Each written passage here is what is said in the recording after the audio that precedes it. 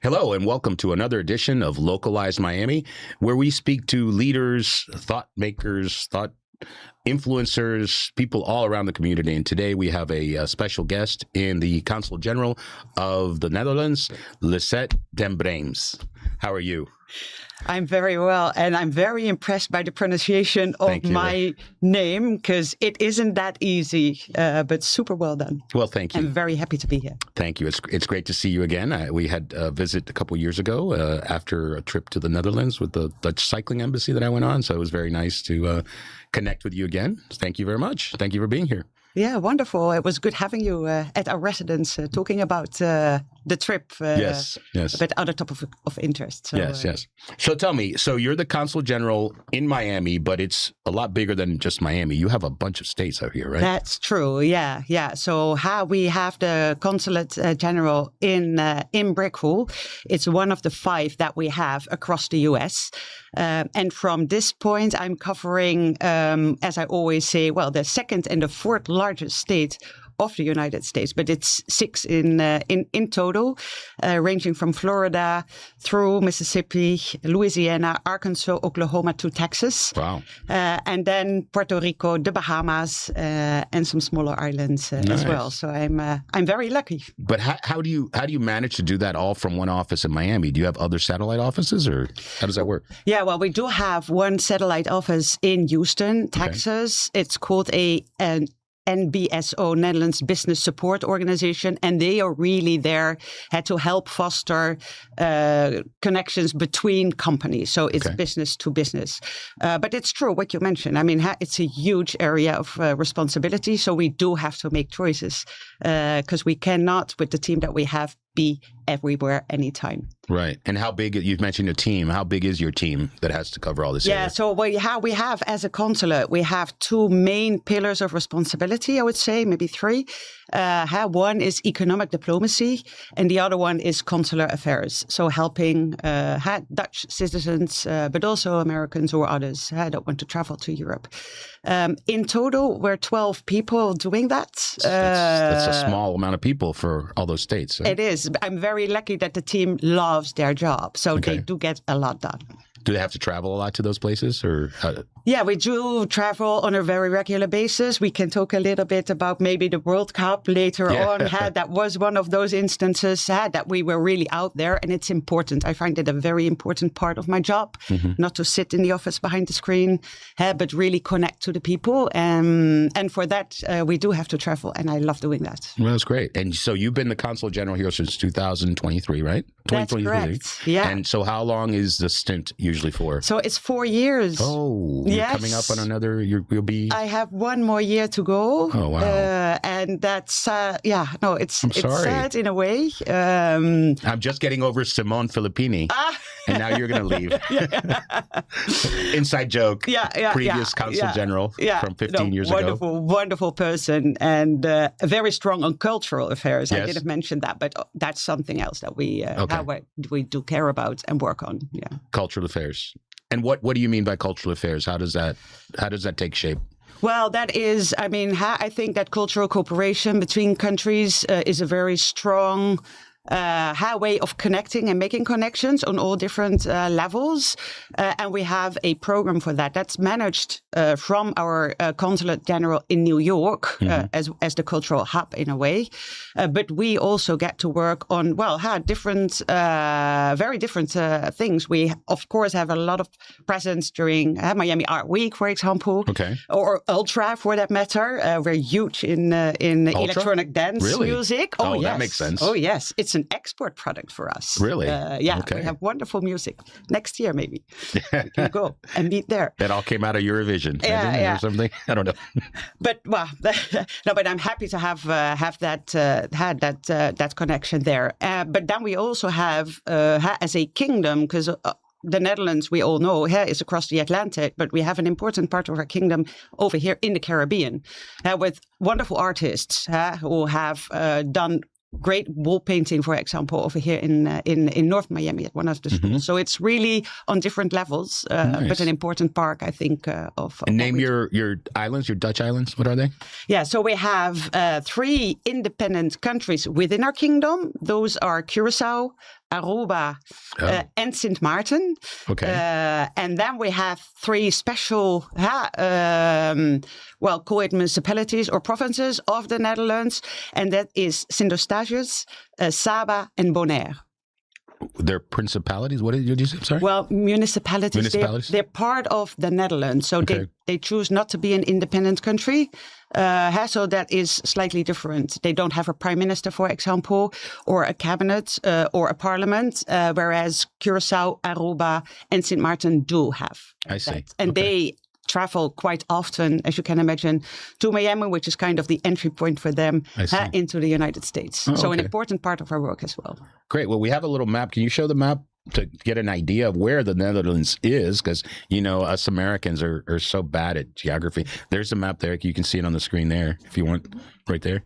You see? That's you, right? In blue? Yeah, all the dark blue. So right by England and then France underneath, right? Yeah. That's right. Yeah. I think you did make us a little bit bigger because I think we just confiscated part of Belgium in that map. Oh, you did? Oh, maybe it's the light blue? Well, that's a map we took off the internet. I'm sorry. No problem. But maybe, hey, you are bigger now. Maybe since you've been gone, they annexed something.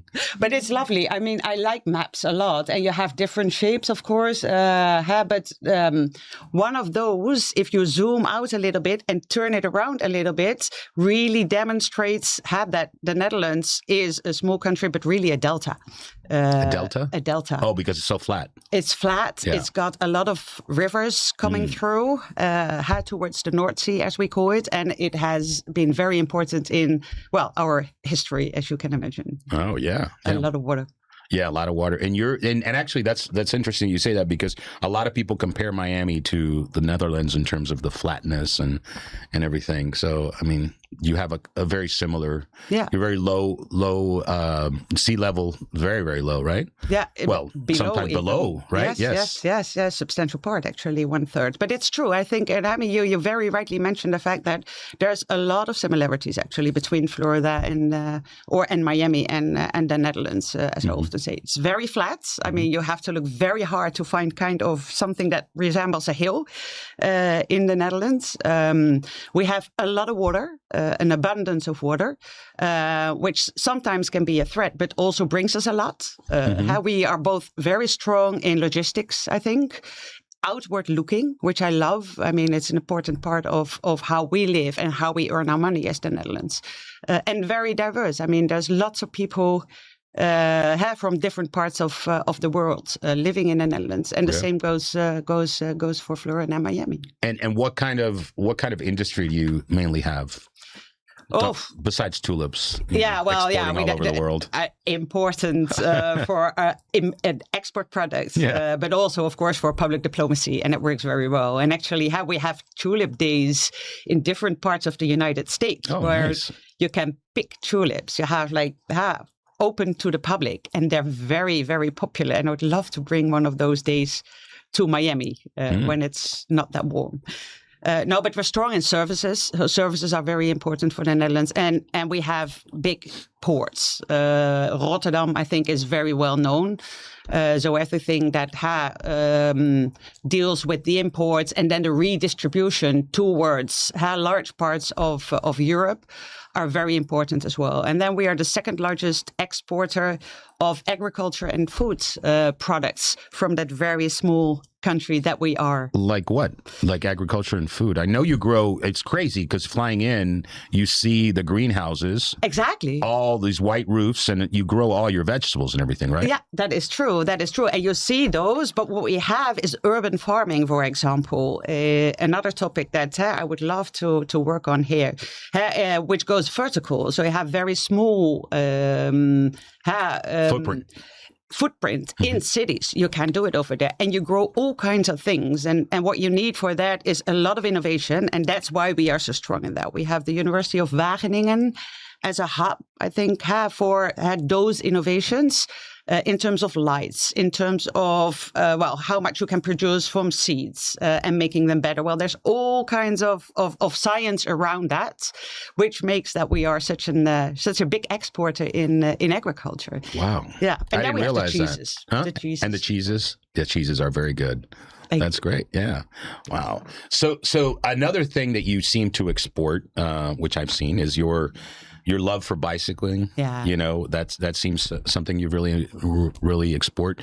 Like as I mentioned, I was able to go with the TPO and the Transportation Planning Organization and the Dutch Cycling Embassy, which had a training over there, and it was a very, very enlightening, let's say. It was my second time there, but let me ask you about that. What's the role? I mean, obviously Dutch Cycling Embassy is different, but I know, and you're actually the third Consul General that I've dealt with over the last 20 some years. Yeah. All women, by the way. Probably, right? True. Yeah. Because I've read also that the Consular Corps, they made a really big effort to have at least 50% women, right? True. And so that's great. Congratulations. Yeah. So one thing is exporting, and how do you connect with the cycling, and why is that so important to you and to your country, and how does it take shape when you're dealing with cities like, you know, Miami or Miami-Dade County? Yeah, it's a fantastic and a wonderful topic for me to talk about. But I'm very happy in particular also to hear that for you, having been over there and experienced the biking, the same holds true. Because very often we hear that biking is not possible because of, well, many, many reasons like heat or weather or whatever. And I think it's valid to a certain point, because I've experienced the heat here as well, and the weather.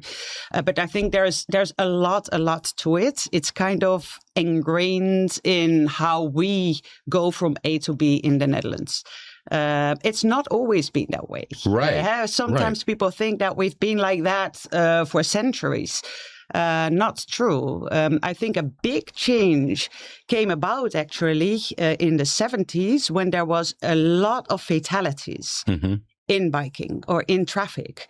The same I read for Miami. I mean, the fatalities over here still very high. Are super high, and that brought about a change, a lot of demonstrations first and protests, but a change in government that they really had to deal with the topic, and that is when they started planning long term to make biking safer, and to make sure that people also understand the rules around it and behave as respectful as possible. And that has made a lot of change. I mean, it started for to a large extent with infrastructure, putting the right infrastructure in place, protected bike lanes where possible. We nowadays have bike highways, been on them. Bike roundabouts. And bike tunnels, tunnels, bike parking that is huge. I mean, absolutely, 1,000 bikes or something. It's amazing. Yeah, and again, because we really integrate the biking in our transportation system, so it's not like a priority or a topic, but stands on itself. It's really part of getting from A to B, and it's worked very well for us. I mean, it's substantially it has a lot of advantages. It's very healthy. It gives you independence, children in particular. And I'm even amazed now when I go back to my own country after having been abroad for 7 years and see what that does to children, what it gives them. Freedom, kind of for one. Freedom. Right? And they grow and they deal with the bike in a very respectful way again, and that sometimes is a challenge when you go abroad. Well, they also learn it in school, and they have a test. I think 5th grade or something. We saw them in Houten. They were taking a test. Yeah. Tell me about that. Like it's a regular standardized thing, right? It is. No, it's part of the curriculum almost in primary schools. And I remember doing that test on the schoolyard where they draw the kind of they make bikes and the roads, and you have to demonstrate. Well, you learn of course, but you have to then demonstrate in practice. how exactly that works, and that you know how to deal with going right or going left, signaling very clearly, looking very carefully. Everything that is important to biking culture is in that test, and it's wonderful to see. It is. I mean, little kids, riding freely in groups, and especially at a place like Houten, for example. I'm pronouncing it wrong, probably. No. Again. No? Oh. You can immigrate. No, I wouldn't mind. I love the people. I love the sense of humor, and I've talked to Stefan that works with you about this. The sense of humor and the frankness of the Dutch. It's very refreshing. Yeah, it's funny, but it's very refreshing. Yeah. So I know. So The cycling is one thing, and I wanted to ask you about that. So we've done the underline here underneath the Metro Rail, which looks very nice.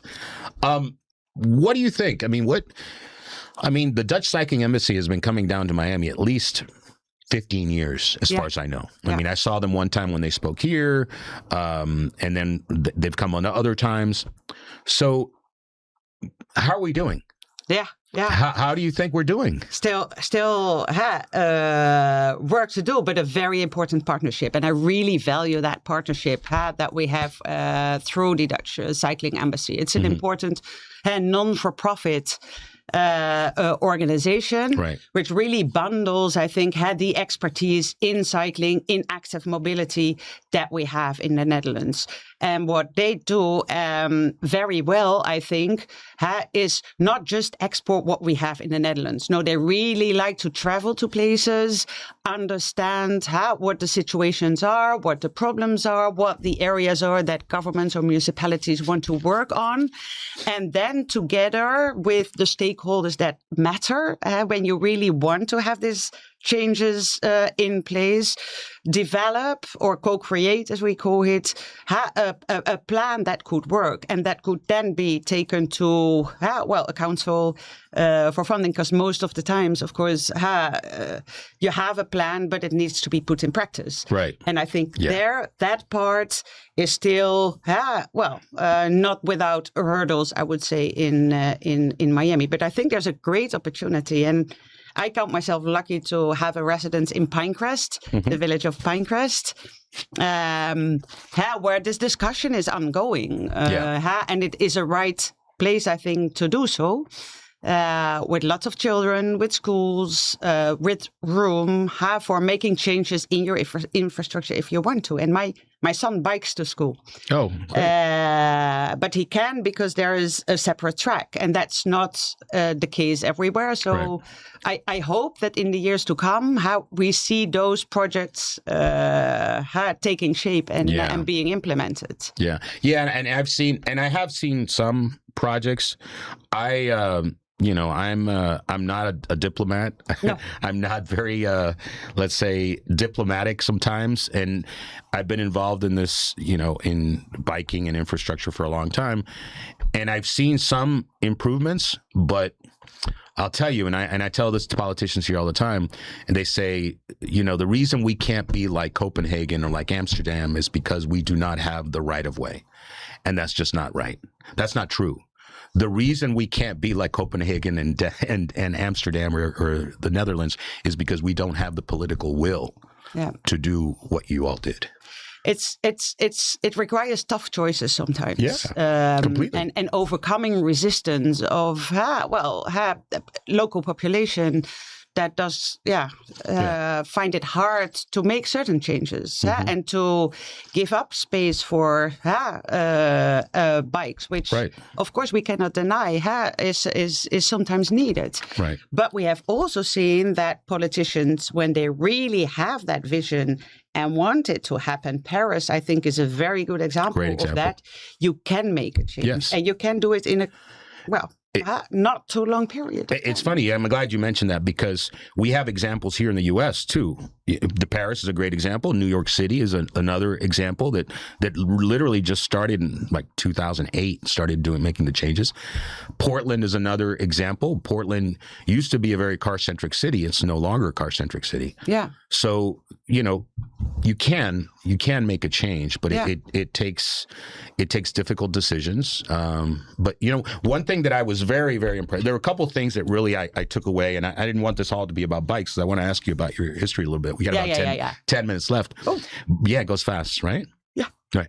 So, two things I was really impressed with over there is and this may seem something really silly, is the tinted or dyed asphalt for the bike lanes, which is like a dark brown. Yeah, reddish brown. Brown, right? Yes, right? yes. Which is, it seems, like a no-brainer because people know exactly this is a bike lane. This is for bikes. Yeah. No, it works very well. And it's interesting you mentioned because one of the other cities in the United States that has incorporated the ideas of the Netherlands when it comes to biking is Austin. In Austin, oh, yeah, yes, that's right. Yes. And there they have experimented with the tinted bike paths as well. Not only in the reddish brown, but also in the green, I saw. Okay. So, I mean, how you can maybe, make your own choices there. But again, what you mentioned, everybody in the Netherlands knows this is a bike path. Yeah. And the other thing, which I think is very important and where I think we really need to make a real concerted effort to impact here is the first and last mile. Yeah. Okay. Yeah. Which people don't here, they don't really understand it. I'll be honest. Yeah. Your first and last mile, and to clarify for people that may not understand, is first and last mile to the transit station. Okay. True. To make that first mile, somebody that lives a mile away can get there easily. Right. We have great opportunities now, especially with the underline, where we have all these connections that could potentially, you could do a lateral and connect to them. Yeah. Unfortunately, what you do over there, which is great, I understand people even have two bikes. They have one bike that goes to that train station. When they go to the other train station, they have another bike, which is a crappy bike, right? Yeah. It's not their nice bike. Yeah. Don't spend too much money on them. Right. But they bike there. Here, we see first and last mile as, how do we build a parking garage next to the train station, or how do we get a trolley going to the train station? Yeah. It's really, we haven't gotten there. We haven't made that mind shift of saying, we don't need a car. Yeah. We don't need a train. We don't need a bus. Yeah. We can walk there. If you make it simple, you can walk there. Or if you protect it, people will bike there. Yeah. Yeah. The frustrating thing, and I'll get off of my biking soapbox, is when I see this wonderful train stations that we have here, rail stations, and all the new ones, and then to connect to it, you have a 5-foot sidewalk next to the road. It doesn't say, walk here. It doesn't say use me. Yeah. Yeah. But we will get there. I think you will. And I mean, once the infrastructure is there, people start using it. Yes. And that is a very firm belief of myself. And I know that is true to a very large extent. Yeah. So I do hope that we'll see more of those bike parks, for example. I think so. And a dedicated road towards that bike park. And that will hopefully convince starting with the youth, for example, people that they can really be more free, decide when they want to travel and be there quicker. In the end. And one last thing I'll say about that is another thing I learned. I think that your country has about a 15% obesity rate. I think we have like 40%. Yeah. And I was telling Rachel, you look at my picture from 2 years ago there, my original picture, I've gained like 20 pounds. I'm a bad example of the American that is not getting on a bike. Yeah. And that's all part of it. I mean, people over there are much better shape, and this is a big reason for it. No, true. And I mean, that's again had the health side of things, which really has a huge impact, and not only on children. But if I go back and I see how the elderly people going on their bikes, I mean, electric bikes nowadays, there are many of them, and it's their preferred way of going from A to B, and it helps them, I think, live more independently and longer. Completely. It helps your mobility. It helps you the more you move. So tell me, you've got another year here. I assume you said I know you've been in the Consular Corps for a while, and I know that you speak Spanish. I think you speak Arabic. Yes. How many languages do you speak? Yeah, well, Dutch, German, French, Spanish, Arabic. I'm losing it a little bit because I'm not practicing it that much, but that was really something that I wanted to do because I was fascinated by that language and its connection to culture. So I took a 1-year course. Oh, wow. So 6 languages. That's great. Yeah. And then again, I mean, the Spanish is strong because I did postings in Colombia and in Chile, amongst others. So I do have a very warm feeling for the Latin American region, the one that I'm working in right now. What were you doing in Colombia? I know you were at the embassy. Was it the embassy? That was the embassy. Okay. Yeah. It's still the embassy over there. Well, that was actually my first posting. So I was very young by then. And I worked a lot on political stuff, in particular bilateral relations, human rights, but also economic affairs. And then we had very strong security cooperation with Colombia because of the closeness of our islands also in particular. And so these postings are typically 4 years?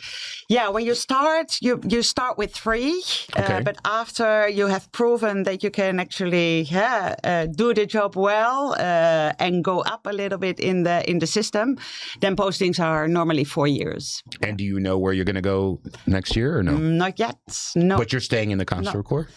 Oh, I do, yeah. So it's really, it's been a career of over 25 years now for me. Nice. And I very much love what I'm doing. I mean, I can connect to people like we're doing right now.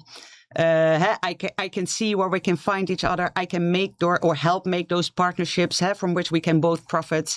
I can represent a kingdom, which I love, which I'm very proud of. But we have a very big world out there, and we need to connect to that world. And whether I do that in an embassy or in a consulate or from the Ministry of The Hague, I think both are important parts of what we do. And it's important also to connect and reconnect to your country by living there for a couple of years, by working with politics and not lose touch of developments in your own country, because there are developments. So you mean going back for a little bit? It might be, there is a large chance or a big chance that I will be going back for a couple of years, but you never know. I mean, you never know. I have a I guess a nephew married to my niece who works for the State Department. But they do 3 years. He's been in Finland, Peru, but then after that, they went to the States for 3 years and then go somewhere else, right? Yeah. Same kind of thing, but they do a 3-year thing. Yeah, well, I mean, 4 years for me are ideal because, I mean, you need time to find your way around and know how things are working. And once you have that, it's like the point I'm now at. You're, I think, most productive. And so that other year that's now coming up for me is super valuable. I mean, we've done great things up till now. We, of course, had our royal couple, the king and the queen, visiting Miami not that long ago. With topics that matter to us. We did a lot on water and resilience. Another area like the biking that we're really strong on and working very strongly on with Miami as well. So I really look forward to making impacts in those areas in the year to come still. And what big things do you want to accomplish for the next year? And what do you think after you're gone, things that you've worked on that you think are going to stay? Yeah. Well, the one that I just mentioned, our cooperation on water and resilience, has always been part of what we've been doing, but we've really stepped up in that area, and it's wonderful to see that already bears fruit. Because what we see more so nowadays is that we can really not only bring experience that we have to Florida, but also really learn from what is happening over here. And I mean, the city of Rotterdam, to have a very concrete example, is very interested in how you're dealing with heat and how you're dealing with emergency response, things that we need more and more in the Netherlands as well. So then you get this great two-way, I think, conversation with people learning from each other, talking about, urban spongy urban solutions, like retaining water when it's needed, and then giving it up again when it's dry, for example, and other things that we both, I think, profit from. So I do hope in the year to come that we'll see more of those visits, like you have done also, the immersing visits from people from the Kingdom of the Netherlands to Miami and the other way around. Yeah, that would be great. That is great. And the other one that I'm very proud of, and had also an important part in the visit of our king and queen, is the fact that we have the Caribbean part of our kingdom, which also benefits a lot from Miami and Florida when it comes to education, for example, or training. I hope that I can bring that relation or make that relation stronger before I leave. And one of the things that we're looking forward to right now in November is a trade mission from all these islands to Miami. Oh, that's great. Because they do see what is happening right here, and the innovation and the money and the possibilities and the language. Well, I hope I get invited. Maybe we can go and film a little bit and put it on here too. That would be great, actually. Right? But truly, I would really love that. Yeah. I would really love that. We could show a little bit of it. Yeah. Yeah. Well, we're pretty much out of time. Last words, last thoughts. I mean, I appreciate Lisette den Breems from the Consul General from the Netherlands. Tell me, last words. What are your thoughts? No, but I'm very lucky to be a Consul General in Miami. I have to say, Robert, I mean, I truly enjoy my job over here. I'm feeling super welcome. I feel that we can connect to the city, not only in business or in all those official ways, but really feeling the heartbeat of the city and its possibilities. And I'm sure that Miami will grow, and I just hope that it will grow, taking into account the beauty and the resources it has, and protecting those. And I think there we can bring a little bit of experience and solutions to the table. Fantastic. That sounds like a great idea for Miami. So I'm looking forward to it. That's wonderful. And I hope you can travel again in the future. I expect to. I'm not done. To be an ambassador of the Kingdom of the Netherlands. I am not done going back to the Netherlands. I loved it. In Miami. Got to go back. Yeah. Wonderful. All right. Thank you. We've had Lisette den Breems from the Consul General of the Netherlands in Miami. Thank you all for joining us on another edition of Localized Miami. We have a show next week. You want to show it up there? Who do we have? Next week, we have District 11 Commissioner Roberto Gonzalez next Friday, July 17th at 3 p.m. Till next time, we'll see you here on Localized Miami. Thank you again.